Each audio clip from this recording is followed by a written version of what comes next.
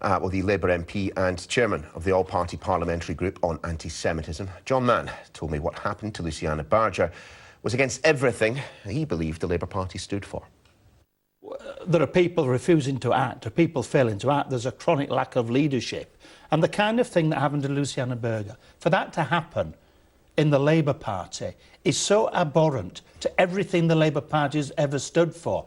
And I'm calling, it's about time that the unions stood up and be counted in actually getting this sorted out, because the Labour Party is becoming unelectable. Well, our political correspondent, Tamara Cohen, is busy on her phone, but will be talking to me now. Morning, Tamara. Well, let's just focus on Labour. We'll deal with the Conservatives in just a second. Joan Ryan, another name to add to the list. It was a name that people had been discussing, isn't it? Only in the sense that Joan Ryan is the chair in Parliament of the Labour Friends of Israel. It's known that she was very angry about the leadership's response on anti-Semitism, and indeed her 4-page letter focuses heavily on anti-Semitism. I mean, it really is blistering, even by the standards we've seen over the last few days. I mean, one passage just jumps out at you, which is that she says about Jeremy Corbyn's leadership. She describes it in these terms. If we can see that quote on screen, she basically says that Jeremy Corbyn is unfit to be Prime Minister, and that the way he has handled these anti-Semitism allegations, she says, I cannot remain a member of the Labour Party while this requires me to suggest that I believe Jeremy Corbyn, a man who has presided over the culture of anti-Jewish racism and hatred for Israel, which now afflicts my former party, is fit to be Prime Minister of this country. He is not. But having said that, Joan Ryan was not aware of the planning for the breakaway on Monday. She's not very much in that gang of MPs, including Chuka Umunna, who was instrumental in the breakaway on Monday. She simply came to her own conclusion that she could no longer stay in the Labour Party, and I think that is interesting, because she was very much of the stay and fight school, and it may be that we will now see others who had previously thought they might stay and fight now wanting to break away. The response from the Labour leadership has been very disappointing to many of them. After Tom Watson, the deputy leader, said we must reach out, Jeremy Corbyn has today put out a suggestion that the party should push for recall of MPs unless they hold by-elections. And briefly, Tamara, it is a day of letter writing, isn't it? One to be sent to every Conservative association nationwide. What's this about? This is a letter that Sky News has obtained from Dr Philip Lee, who is a Conservative MP who is now one of 8 or 9 Conservatives who want a second referendum.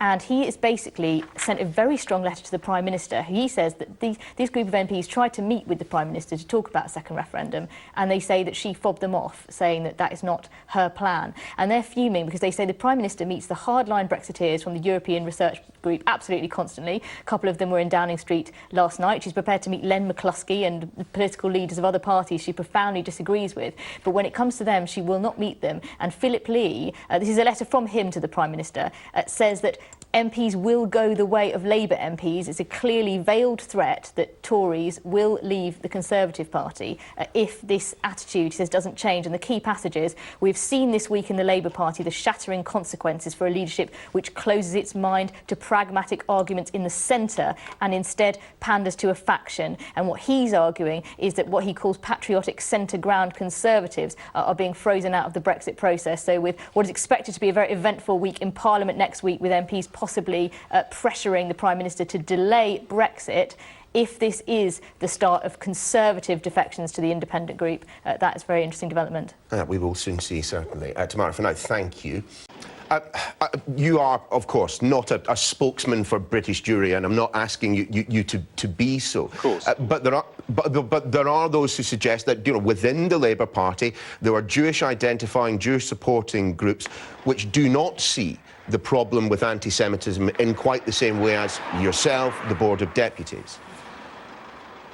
Look, I always say, you get 3 Jews together, you get 4 opinions and 5 cars. We can't agree where to go to a coffee morning. You can't expect homogeneity from the whole community. But I do think, and certainly my postbag this morning, my electronic postbag this morning suggests strongly that I do that what I'm saying is something that's very widely held in the Jewish community, and that there is a sense of despair, even among those people who haven't reached the same conclusions of Luciana Berger, who haven't quite given up on the Labour Party, but who do feel a sense of numbness about this and a sense of bewilderment about it, and who do think, and this is a problem, that even though some groups like Momentum now appreciate they've got a problem, they've started to make videos explaining why David Icke is an anti-Semitic conspiracy theorist. That's because they know that that they've got a problem with it. But although they've tried to deal with the problem, they're getting a lot of kickback. People are saying, well, John Landsman,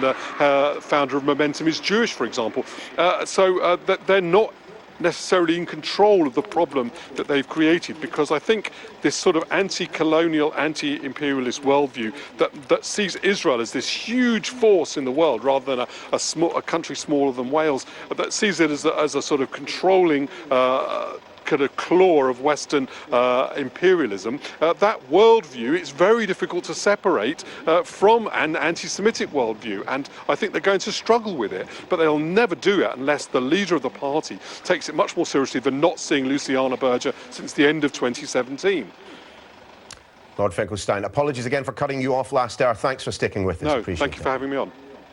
Well, I don't believe she's leaving because of anti-Semitism. I believe you want people to believe that, and the Goebbels is you, and the Times, and the other organs that are pumping out this foul slander against the Labour Party, knowing that it's untrue. The Wavertree Labour Party has a Jewish chair. Luciana Berger was 3 times elected as a Labour MP in Liverpool Wavertree. That doesn't sound like anti-Semitism to me. Anti-Semitism is less now than it was when Miliband was the leader, a Jewish leader. There was more anti-Semitism, according to the statistics of Jewish organizations themselves. So it's all a lie. Corbyn is not anti-Semitic. Not a fibre, not an atom, not a molecule of his mind or body could be so described. That is the Goebbelian lie. Is there a place in your mind then, Mr Galloway, for pro-Israeli Labour MPs anymore?